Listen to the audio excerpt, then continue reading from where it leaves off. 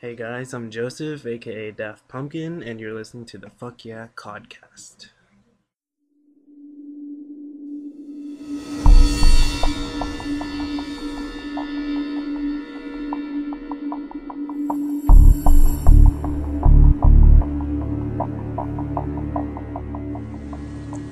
Hello all, and welcome to the second episode of the Fuck Yeah CoDcast, the FYCod official podcast.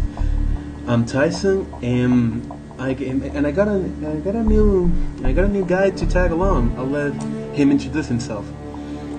Hey guys, my name's Chris. I'm Nominator. I'm a new member of the FYCod Tumblr, and I'll be your co-host today. Sure you will. We'll be tackling the events that happened pretty much in the last month of regarding Call of Duty, and hopefully we'll give informed opinions out. Although this is kind of like personal to us, but we'll try and be objective. Okay, so first up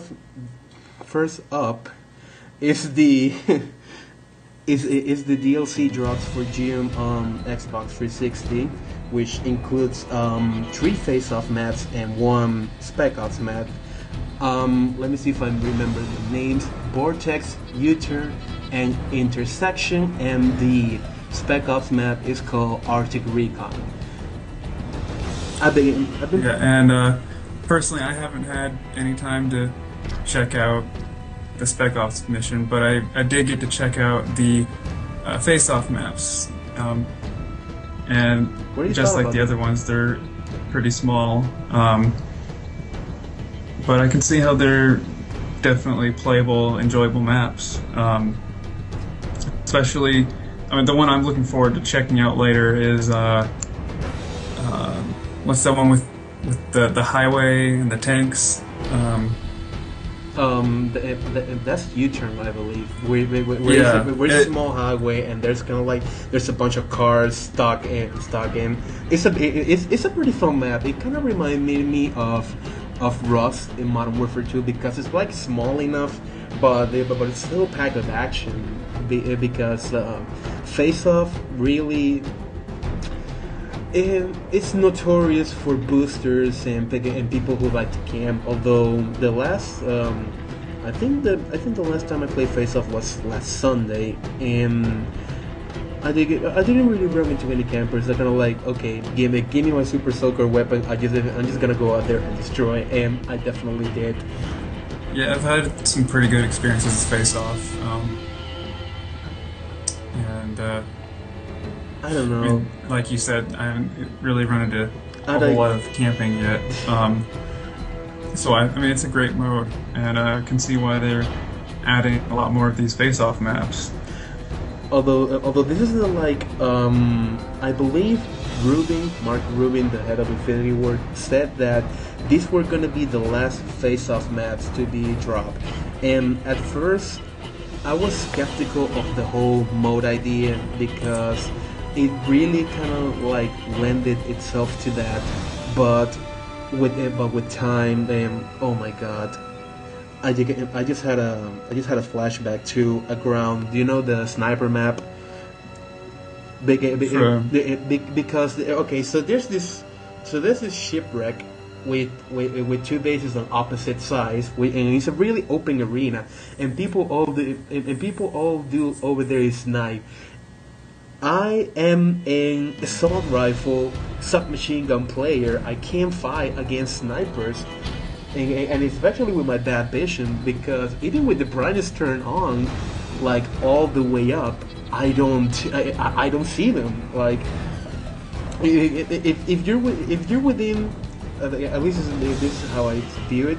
If you're within 50 feet of me, I'm a force to be reckoned with. But if you're sniping, yes, I don't stand a chance. And from the new Face-Off maps, I'm a personal fan of. Okay, so there's this. So Intersection, it kind of reminded me of Downturn. It's minus all the destruction. It had kind of like a basketball court. kind of flawed. So when I opened up Intersection, it just kind of made me think like they took Downturn and basically just fixed everything that was so bad about it. Yeah, let's just say that Downturn is not the most popular map in Modern Warfare 3. No, it's got a terrible spawn system. Well, that can be said about the whole game itself, but there was this one, Vortex. I think I played like 2 matches in there, and the spawns suck real hard. Like people, I don't know how people were kind of like literally spawn camping because I kept spawning in the little shack, and I all did was run, and I'm like, boom, I'm dead. Yeah, just by looking at the map, I could tell it's much too open. However, from the times I played it, there's not a lot of sniper action. I mostly see. So one match was assault rifles, then was one with MP7s, but sniping is kind of like no one goes to the to the crops. So, but that's kind of like my impression from the first week of it playing it. So maybe it will change later. And there's also the so the drops we got last month. They were Oasis, Ironclad, and Killswitch, I believe was the other. Were released to PS3 players recently as well, alongside the content collection too. And for the first time, both PS3 and PC players got the content collection at the same time. I don't know if you remember the outburst that happened when the first collection was released to PS3, but then I believe PC players had to wait another month for them to get the collection. I don't know who at Activision determines these releases, and it is kind of annoying. I don't know if you play Modern Warfare 2 on PC, but it's definitely not for me. It's definitely not for me. I'm all Xbox, but yeah, sorry about that. Okay. So with that out of the way, we got next the Double Weapon XP event that was held earlier on in the month. So basically what this did was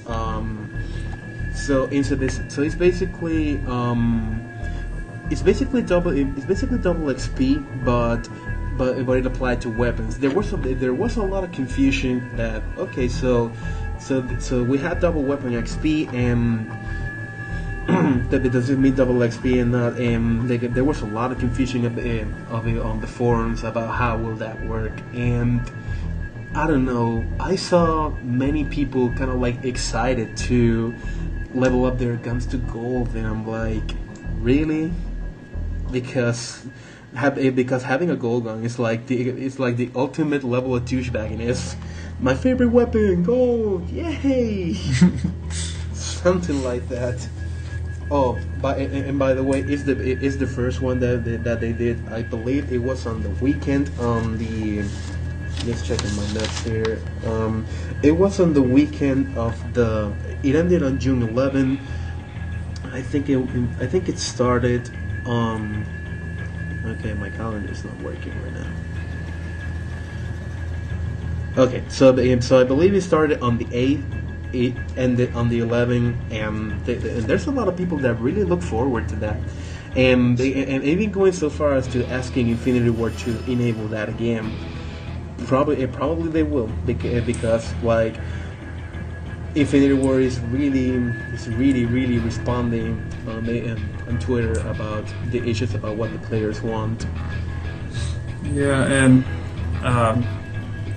personally, I haven't bothered to prestige in this game since I want to pursue getting as many tiles and emblems as I can. But it's kind of made me wish I chose to prestige early on after seeing how much double XP has been going around.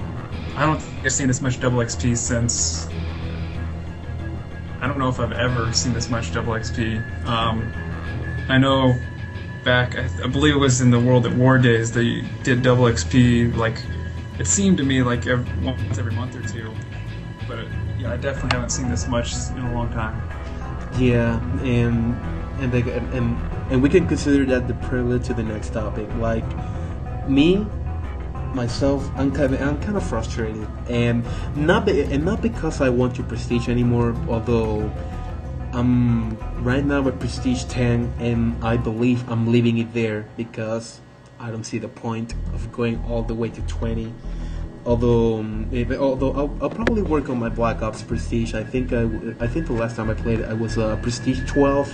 I think level 48 the last time I left it, because I never managed to prestige there. So double XP. There's kind of like 2-3 double XP events on the month. And I remember vividly the Black Ops days where if you got double XP, you had to get a map pack drop, and on Xbox it was I think it was March, May, August, and September. I think the zombie maps were released. So basically, Xbox only got 4 double XP events. Say if PS3 users got the maps, so on Xbox we got Nuketown 24/7. Like there wasn't another double XP event, and I think both Infinity War and Beachhead, and I think Raven, since they handle the DLCs, are really to blame, because you're not making double XP special like it was. Like it was. Yeah, but at the same time, you also have to remember that they've also added 10 prestige levels since the game came out, which is pretty crazy.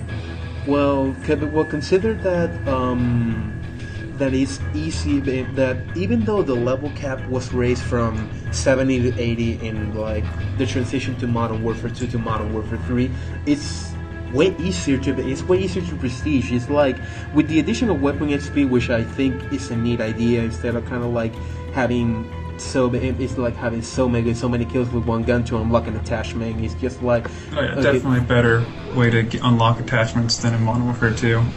Yeah, definitely, and that's something I wish for the next Infinity War game they retain. And So basically the prestige road. If you don't have double XP, the secret, just use different weapons. Like for example, I started with the M4, then I go with the UMP, then I go with the PP90, then I go with the P90, then I go. I can prestige like if I had time in like a week. It really made it easier to prestige, and I don't know which is easier to prestige anymore, like Black Ops or Modern Warfare 3. Also there's the fact that those 10 additional prestige levels felt forced for some reason. And the icons are not original. That was like the biggest downer ever. What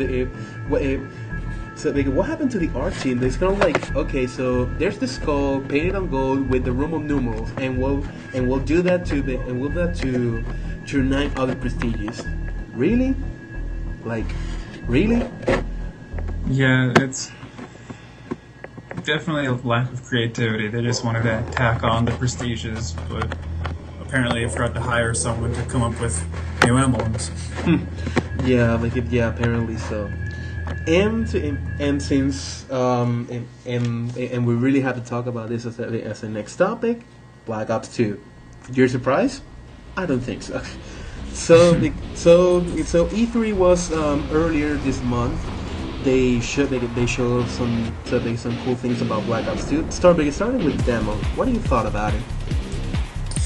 Well, the demo overall definitely impressed me. It left me wanting the game even more than I did before.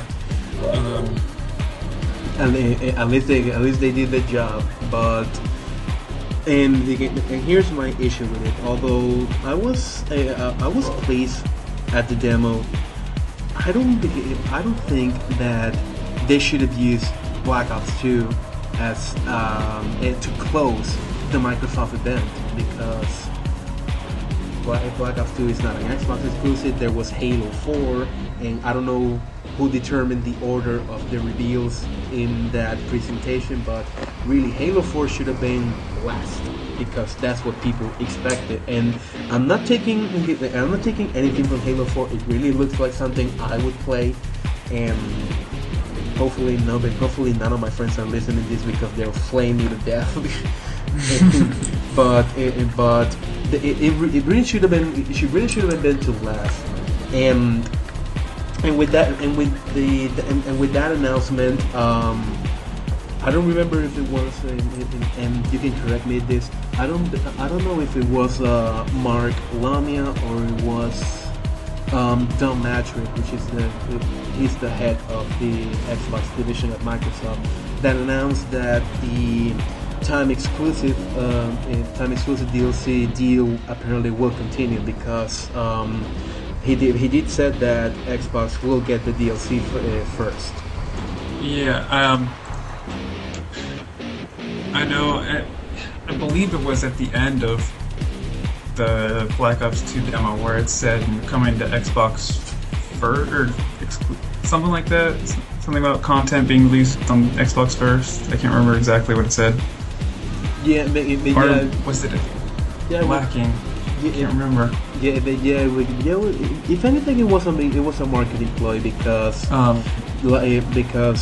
really the biggest Call of Duty community is on Xbox. Love it or hate it, and I do read and I really, how to put it, I really kind of feel sorry for the PS3 players, which they're just as excited as the Xbox players are to play the new content, but then they have to wait a month to make it to and oh my god, the PS3 trolls will be, oh, the Xbox players are beta testing it for us. I'm like, what? So apparently Microsoft renewed the time DLC deal with Activision. There hasn't been much on that contract. I haven't found anything about if they in fact renewed the contract, or if they if they did renew the terms of the contract, how much it would extend, well, I assume it wouldn't be extended for the same amount of time they had the contract for beforehand. Do you think so? Because I believe that would be my assumption. Because just based on I don't know. Okay, because I believe it was Modern Warfare 2 that started this whole trend that Xbox would get the DLC first, or was it World of War? I don't really remember. Yeah, I don't. I don't think it was World at War. Yeah, but I could be wrong. Yeah, I was playing Call of Duty back then, but I didn't actually pay attention to World of War until a few months before Black Ops dropped, which I actually paid attention to World of War, and I loved it. It really kind of like woke up an interest within me about old wars. Like in World of War, the only problem I have with it is that fucking veteran difficulty. Oh, I think I broke a controller with that. It's the only veteran difficulty I've attempted but haven't completed. And while others were, it has to be definitely World of War, because if I were to put them in kind of like order of most difficult to less difficult, definitely World of War would be the first. then it would be Call of Duty 4 because I have my headaches trying to beat that game on veteran too. But it's not like I have to play it again. Although I do jump on from time to time on COD 4 multiplayer. Like, lately I haven't been getting any hack games, but World of War is another story, and it really makes me sad. Okay. Yeah, I've tried going back to World of War with a couple of my friends, but it typically ends in a lot of rage because of all the hackers. Yeah. Okay, so back to the future. There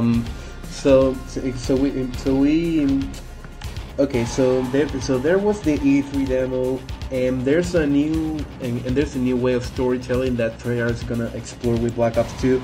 One of them being the Strike Force missions, and from what I understand, you can correct me and if I'm wrong, they're separate missions that affect the game's outcome.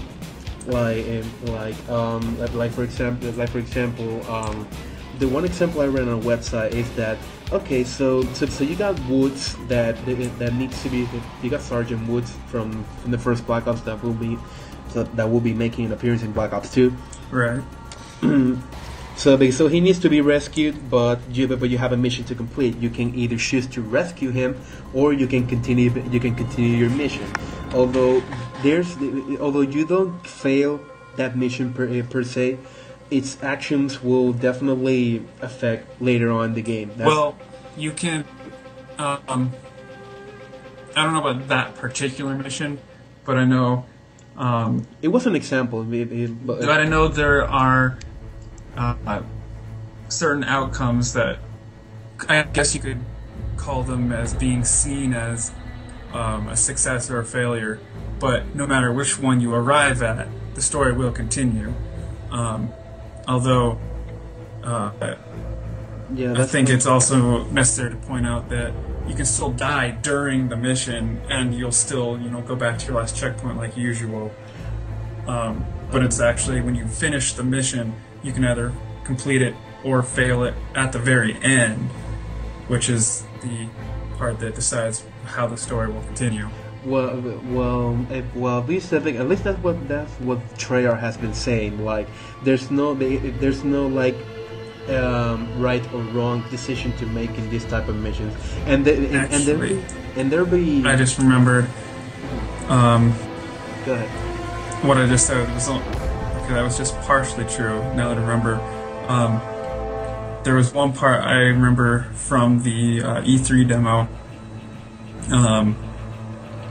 and you see the guy going through downtown LA, and one of the people who radios in says something about if any more of these important political figures die, we can't afford that, or something like that.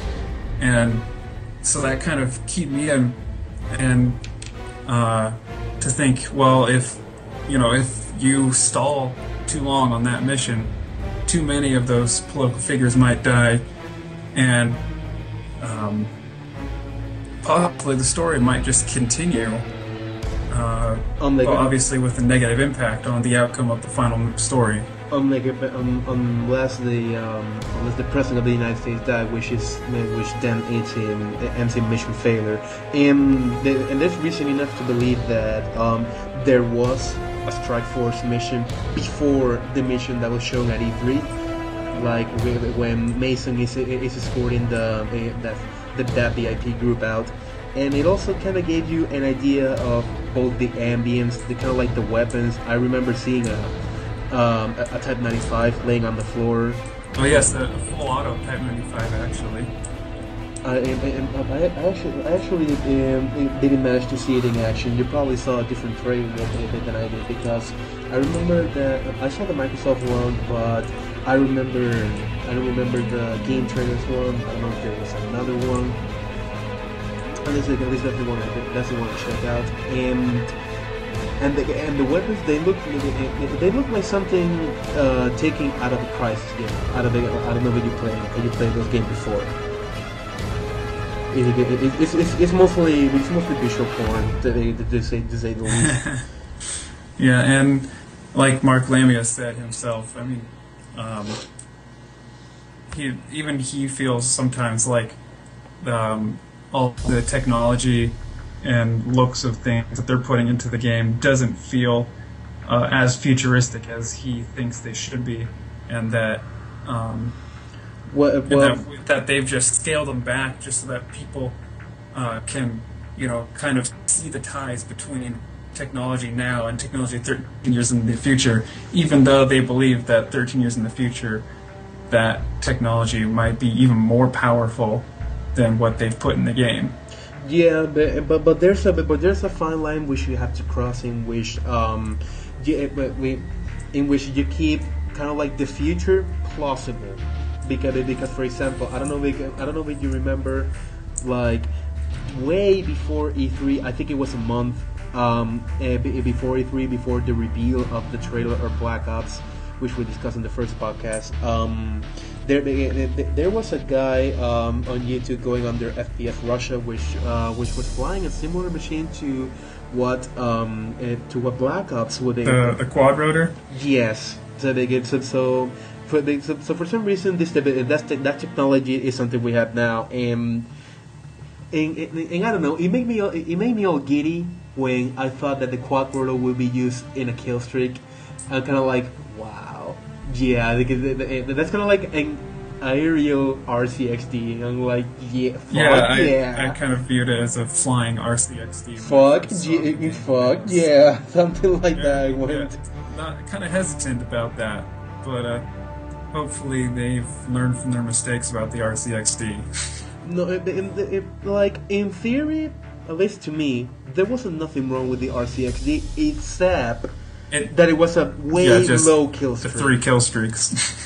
If anything, I would have made it a 5 kill streak and put something else. But Treyarch is one of the guys that really cares about balance in their games, and even with the with this point system they're proposing for multiplayer classes, I think they'll do a good job. In Treyarch, I trust. In Treyarch, I trust. And next in the Black Ops in the Black Ops saga, we got definitely we have to talk about zombies. Definitely have to talk about zombies. This is gonna like the first recent people by Treyarch made Call of Duty games, and I'll be the first one to admit zombies isn't really for me. It's not something I enjoy as much as the people do, which I keep reading on the internet. Oh, I got to weight 30, I got to weight 40, I got to weight 50. And I'm sitting here going all like, the best I've done is weight 15, because really, but from what I've been reading, there's gonna be similar to Spec Ops. There's gonna be a apparently there's gonna be a level system to zombies, and they're throwing in some stuff that made me think of Left 4 Dead. For example, they're throwing they're throwing online lobbies of people playing zombies. They're kind of like, okay, so we got 2 groups.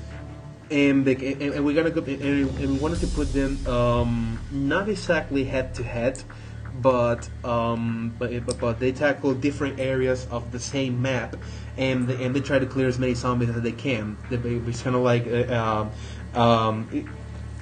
just kind of like those high scores of yesterday for some reason, and that's what it seemed to me. Although I still dream of the idea, and I hope that Treyarch will do this.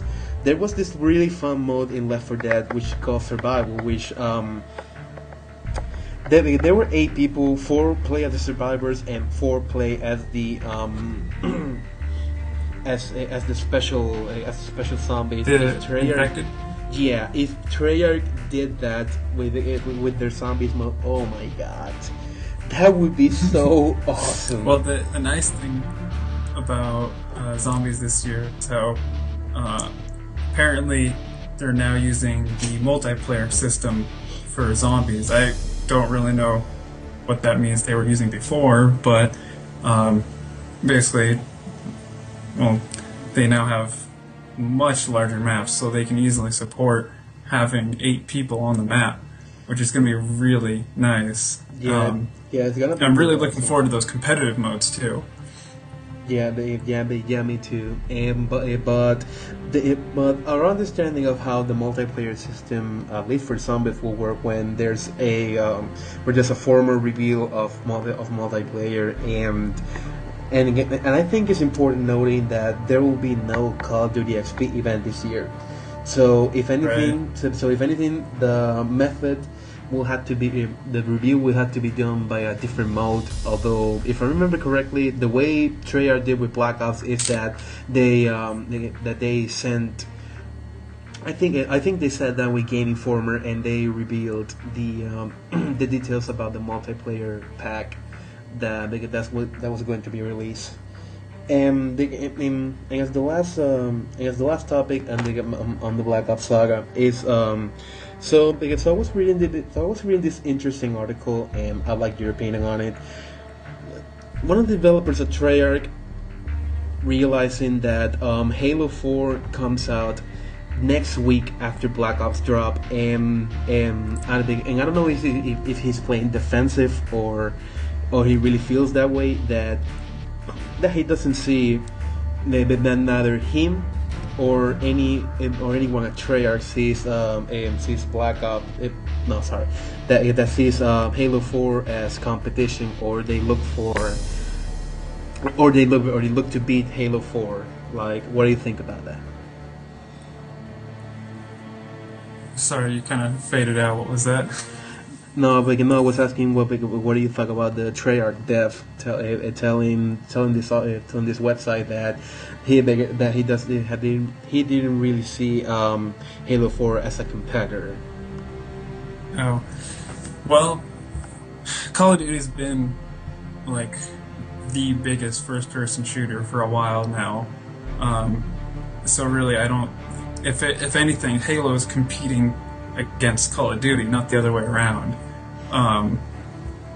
It'd be interesting to know how Bungie, 343 Industries see themselves about releasing on the same month. But if there's something true, is that both these games are competing for people's money, and like $60 is like it's very steep for some people. It's like, well, yeah, that much is true. But at the same time, there's a lot of kids playing the game too who would just take advantage of their parents' wallets, and I'm sure that's where a lot of the sales come from for both franchises. Oh God! For the older generations of gamers, though, there is definitely some fighting, though. Yeah, I can see that happening. Because most people will stick to just one or the other. When was it? When Black Ops came out, I was fortunate enough to get both Black Ops and Halo Reach, and I enjoyed them both. But I definitely feel like Black Ops won out that year. I'll allow myself a PS3 moment. This is back when I played on the PS3, which is back with the time when Modern Warfare 2 came out. I kept reading that there were a lot of problems with the multiplayer, people taking advantage of glitches and whatnot, and that put me off the purchase of Modern Warfare 2 for, I believe it was 2 months. On 2 months, I finally caved in and bought Modern Warfare 2. But until then, I was playing Uncharted 2, which is a really spectacular game. And I swore by Uncharted 2 until I bought Modern Warfare 2. Even with the much raging that I went through with Modern Warfare 2, I kind of enjoyed it because I had a group of nice people that I kept playing with, and it was really cool. It was really, really cool. So we reached the end of the podcast now. Thanks for listening. Remember that we're on the web at fycod.us, and we'll see you around for the next podcast. Hi, this is Crystal, and thanks for listening to the Fuck Yeah CoDcast.